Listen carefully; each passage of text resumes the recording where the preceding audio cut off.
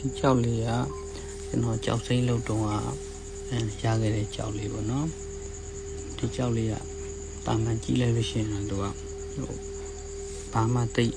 မမြင်မတည်အောင်မီးလေးနဲ့ထိုးကြည့်တဲ့အခါမှာကျတော့ကြောက်က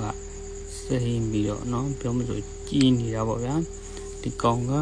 အပဲ့လေးဖြစ်တော့လေဗျာတကယ်တော့အဲ့လိုပေါ့နော်အပဲ့မဖြစ်ပဲအနာလေးမပါဘူးဆိုရှင်ဒီကြောက်ကအရန်ကိုတန်ဖို့ရှိမဲ့ကြောက်လေးပေါ့နော်ဒီကောင်လေးကသူ့လာအဲ့လိုပေါ့နော်နည်းပဲ့သွားလို့ပေါ့နော်ပဲ့သွားတော့အနာလေးနဲ့ဆိုတော့နည်းနည်းတန်ဖိုးလေးနည်းနည်းကြာတော့ပေါ့ဒီကြောက်လေးကိုကျွန်တော်အခုထိသိမ်းထားတယ်ဗျဒီကြောက်လေးကိုကျွန်တော်တစ်ချိန်ကြာကျွန်တော်ဒီကြောက်ကနေပြီးတော့အပွင့်လေးထုတ်ပြီးတော့လက်စောစီလေးထုတ်ရင်ထုတ်မယ်မထုတ်လို့ရှိရင်ဒီကောင်ကျွန်တော်ဒီနှက်ခတ်တို့ဘာတော့မှထုတ်ပြီးတော့ဝက်ကောင်ပေါ့နော်ဒီကြောက်လေးကအရန်ကို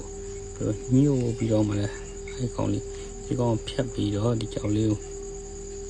နည်းနည်းတွေးလိုက်မယ်ကျွန်တော်တို့မတ်ချောက်လေးတိုက်ပြီးကျွန်တော်တို့ကဒီလက်စွပ်နဲ့အလှဆင်ပြီးတော့ဝက်မယ်ဆိုလို့ရှိရင်ဒီကြောက်လေးကအရန်ကိုလှမယ်ကြောက်လေးပါ